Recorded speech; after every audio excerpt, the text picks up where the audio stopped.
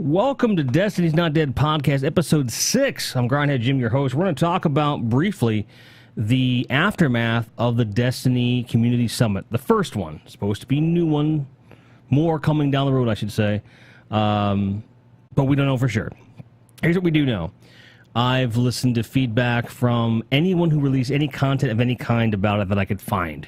MTash, Cathalion, Dotto, Pope Bear, Miss 5000 Watts,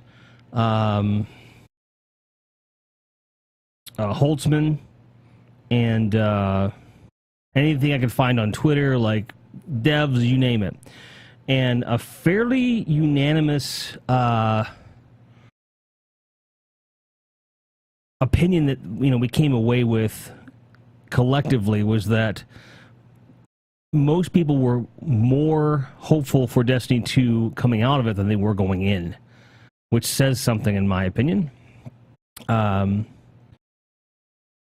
essentially, what you saw a lot of pattern of, like, they ask a question and they're like, I was positively influenced by my answer, trying to sneakily say that, yeah, it's coming. The majority rule is that, I shouldn't say majority rule, but the majority of the opinions I heard were that Warmind is going to be better than Curse of Osiris, but it by itself is not going to have the fixes in it that they're that excited about, although the new game mode looks to be quite good. You heard that over and over and over. The new game mode's really looking good, looking to be a lot of fun, which is amazing and wonderful to hear. So it's essentially what's coming with Warmind. It's going to be a new game mode and some other content that will be fun, but won't be a permanent fix, which they're not expecting, and we shouldn't be expecting it either, is the point. And also that what's coming over the summer, and specifically in September, will be an amazing change to the game. Changes, I should say. They couldn't confirm, what things exactly, but things that came up a lot were things like weapon slot changes and the solutions behind that. They couldn't say what the solution was, but that it would satisfy just about everybody, whether you're a fan of the current weapon system or you were a fan of the old one. They said there's a couple of little tweaks that might need to be made later, but the idea was certainly there, and that we should be on board with it.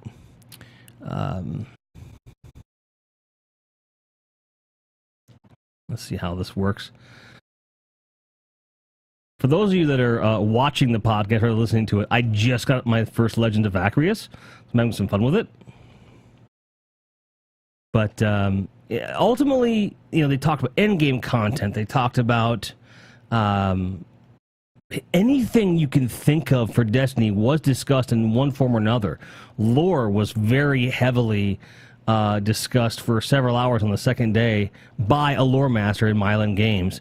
So even lore's getting some love, some lore love, if you will. So, the shortest possible answer here, guys, is that, despite the fact that there's a lot of stuff under NDA that we can't hear about yet, and we're going to hear a lot more about Warmind on Tuesday here, consensus was quite good that the summit was not a waste of anyone's time, that Bungie is not only listening, but acting upon feedback, and that the future is quite bright.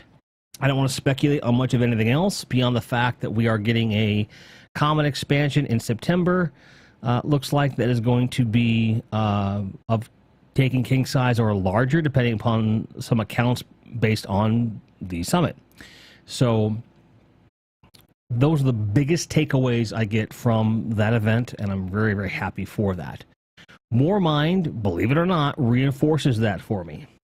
So with that in mind, like, what it does is we get a new game mode, we get new raid layer, we get new story, we get a modified fallen enemy, which is something different. I mean, I really didn't expect us to get an actual new enemy, and anyone that did's probably not going to be happy. The new game mode we're getting, I'm going to be honest with you, I still haven't memorized the name, but it does occur on the Mars. You can trigger it at will, and it's I've seen gameplay of it at around light level 355, and I've seen gameplay at it at 385. And I can say that based on that, it is a difficult beast to master, with lots of great rewards that come of it. So I am excited to play it often, and get as much as I can out of it for sure.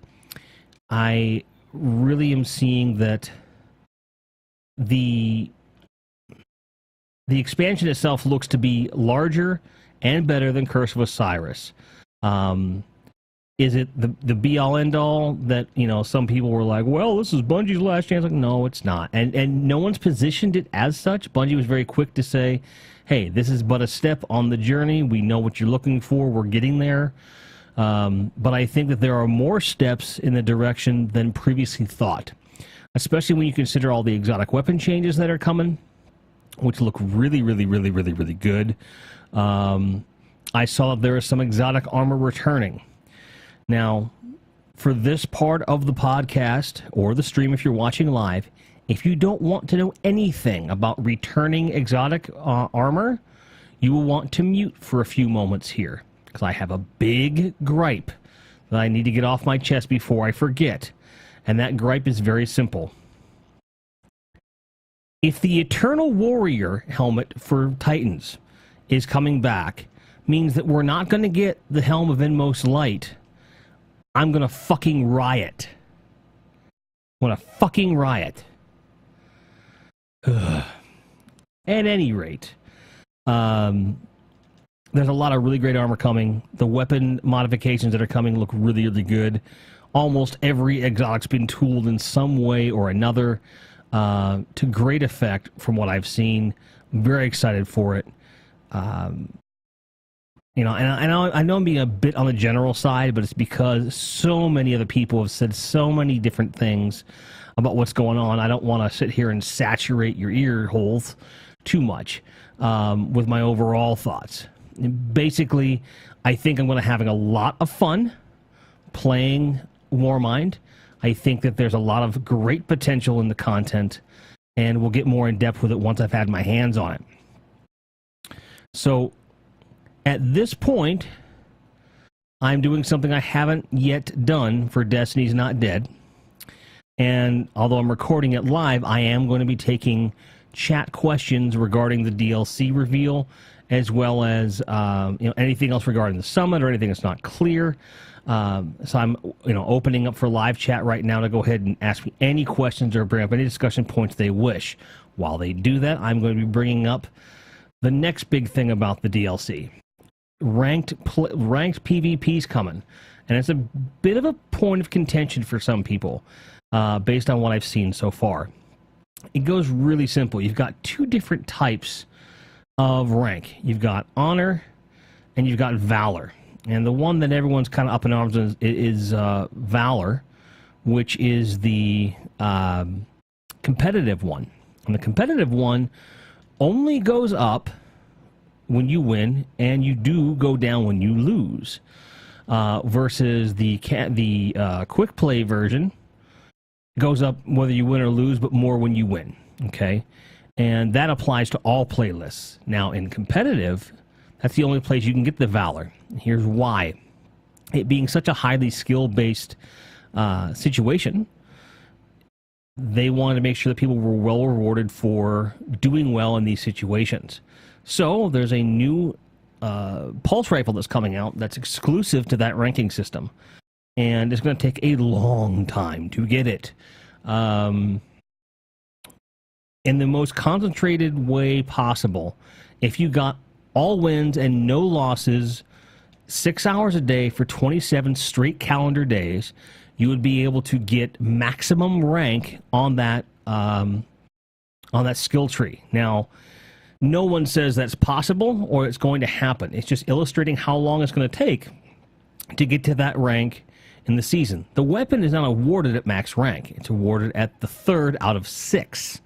So at mid-level, so let's say you were playing 6 hours a day, 100% wins, it would be half of that time. So like 2 weeks. So when one considers the fact this is designed to last an entire season, And the weapon's that particular weapon is only going to be available for the entire season. I think it's perfectly reasonable to have a long-term investment. If you hit max rank, you will also get an ornament for the weapon that will just plaster it with the fact that you are the highest possible rank for that season. Okay. And then there's a lot more with regard to the rank, as far as you can do like a reset, like Prestige works on Call of Duty, things like that.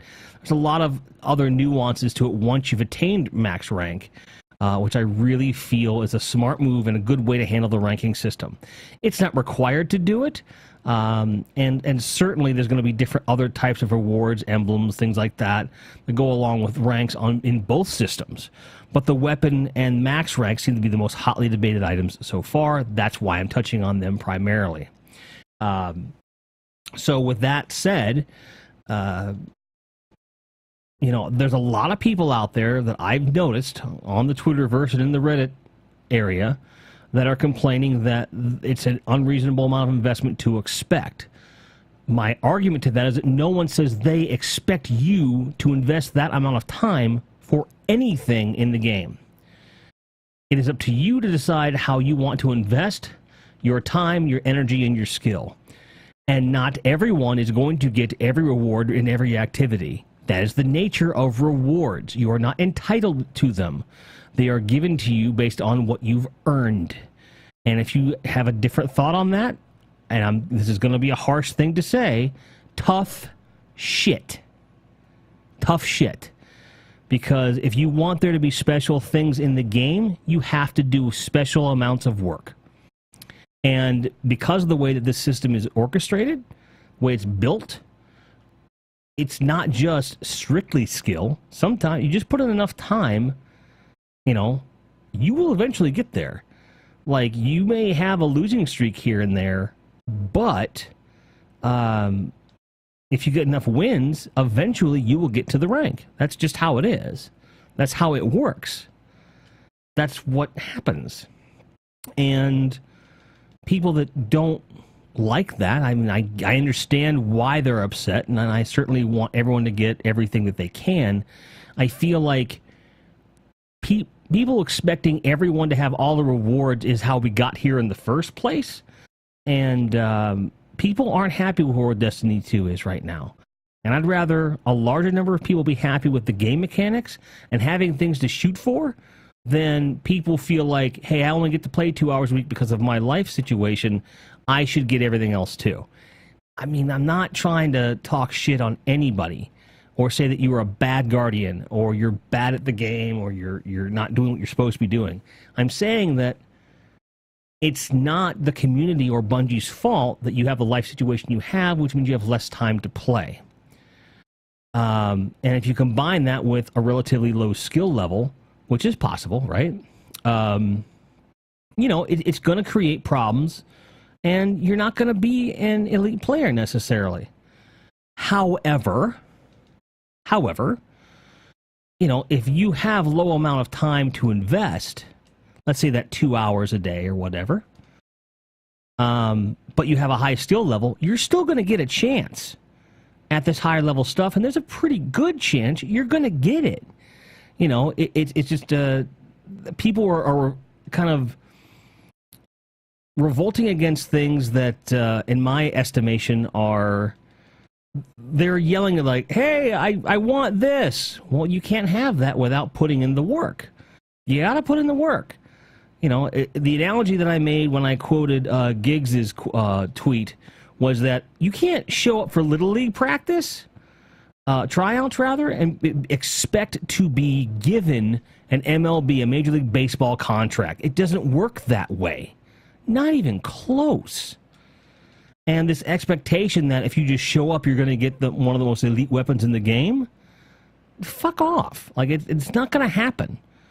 And, like, in Destiny 1, there were some things that it took me a long time to get, Gallhorn being one of them. And I put in the goddamn time. It was all an RNG issue. For now, we have a very high-end elite weapon, okay, with a very specific use. and you can control when you get it. And there's a lot of rewards in the game based on what I've seen so far of Warmind that follow that particular pattern, okay? I will take having to put in the time and knowing when I'm going to be getting my ornaments and my weapons and my things well over waiting on RNG to just dole something out to me, okay? And if you don't like that, then tough shit. Tough shit. Because if you don't want to put in the work, you don't get the rewards. You don't show up for work for 10 minutes and expect to get paid the same as the guy working 10 hours. Doesn't work that way. And I don't care if your life situation means you can't do the work. I mean, let me rephrase that. I care because I care about you as people and as players, but you can't expect everything to fall to your whim and your needs. It's not how life works at all. And games reflect culture. Culture reflects real life. I mean, that's just how it is. You don't have to like that you don't get the weapon. No one's asking you to be okay with it, but you have to understand the goal of this type of game design. The goal of this is to give us something to shoot for, something to strive for. Not everyone can be the best at any given thing. Otherwise, you'd never hear about a Wayne Gretzky or a Michael Jordan or a Triple Wreck or a Gathalion or a Broman. Like, you would never hear about these things because everyone would be at that level, and not everyone's at that level, and some people can't handle that. And I'm sorry for those people if that's how they live their life. So, I had to get that off my chest. I had to say it. I had to say it hard. But I appreciate that. Now, Chad, is there anything I've said or discussed or not said or discussed that you want me to talk about here? We'll certainly get that in for you. The live that clipped, I'm not sure what part of it. I'm guessing the part where I said tough shit. But that's always nice when people respond positively to something you're saying that's pretty harsh. I'm okay with this. I am okay with this. I am okay with that. I'm grateful for this giving us some Hive back. A lot of people were expecting that this expansion was going to be Fallen, which I didn't think it would be. I didn't think we were going to be getting Siva, although I realized it was possible. I'm really glad to be getting more Hive, which some people were like, what? But I just think it's something different. It's nice to see some more focus on that race. I think that's the one that we're best at in terms of like narrative. It's the most compelling gameplay, I feel. I'm grateful for it. We'll see how well I feel with that in a couple weeks, that's for sure.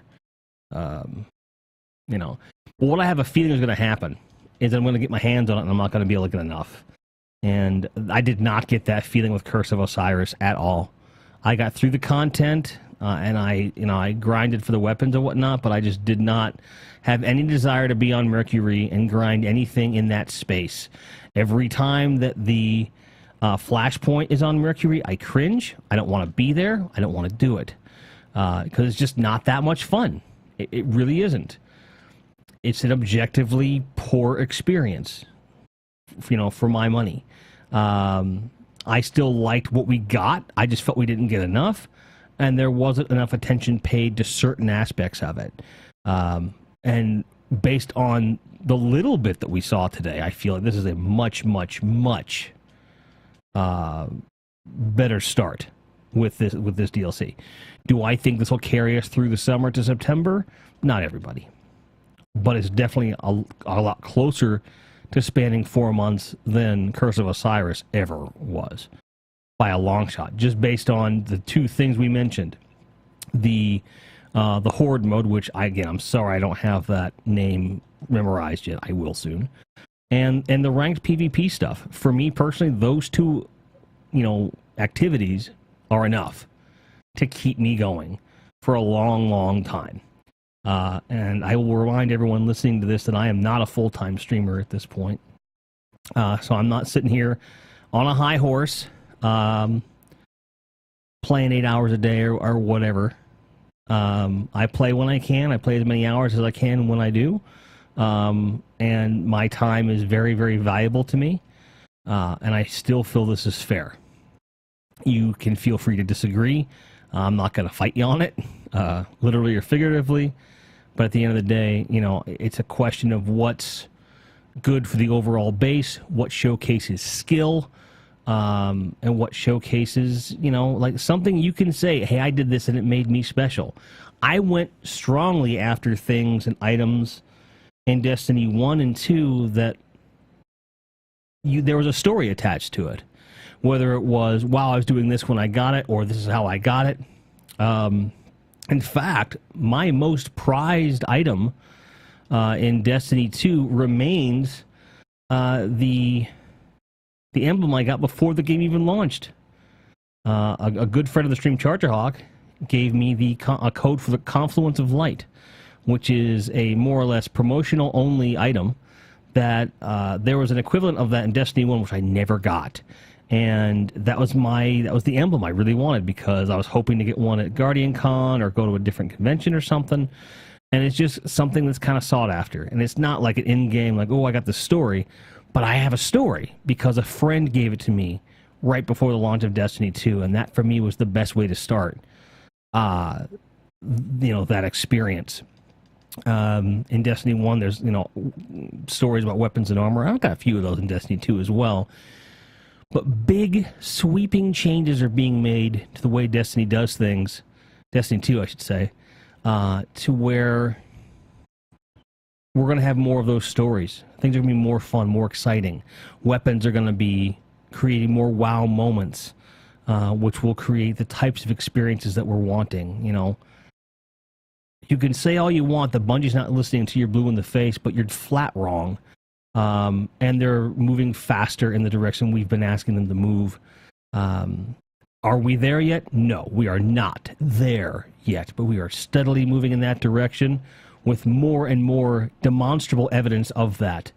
You know, I had very low expectations and continue to have tempered expectations for Warmind in terms of the length, breadth, and depth of the content, because much of it was already completed well before we really started laying into Bungie regarding our concerns for the game.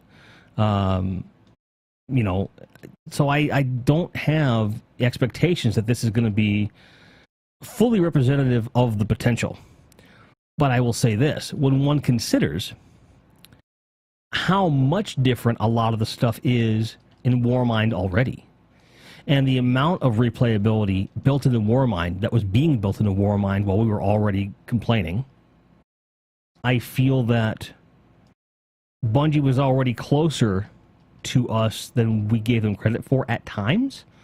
But there were some other pieces to that, like communication and a tone for the game that hadn't been addressed yet. And I certainly feel that Warmind will be closer, and combine that with the outcome of something like the Summit, where we're going in the summer, or over some of the patches, at least one patch coming out over the summer, plus September, which looks to be just a motherfucker of awesomeness. I have very, very little hesitation about where Destiny 2 is going. And my hesitation comes from something that Dado had said. Dado. And it's quite simple. You can tell me you're going to do better till you blue in the face, but until I see it, I'm wary of it. And wary in the sense that maybe there are some things you want to do that you can't right away do, or it breaks the game, or whatever. Granted, I don't feel that that's the case here. I really think that they're going to deliver strongly. But there is always that possibility that there's that little bit of misinterpretation or something. And something may not come out right. But with all the willingness demonstrated to fix the ills of the game, even if there's a big misstep in September, which doesn't sound like what we're getting, but if there is, they appear dedicated to fixing it. So, without a doubt, I can say more confidently than ever that Destiny is not dead. Neither am I, and I hope you aren't either. If you need to catch us, you can catch us at Destiny's Not Dead or at Grindhead Jim on Twitter, destinysnotdead.com or grindheadjim.com. Thanks for your time, thanks for your patience, and thanks for your guardianhood. We'll see you next time. Cheers.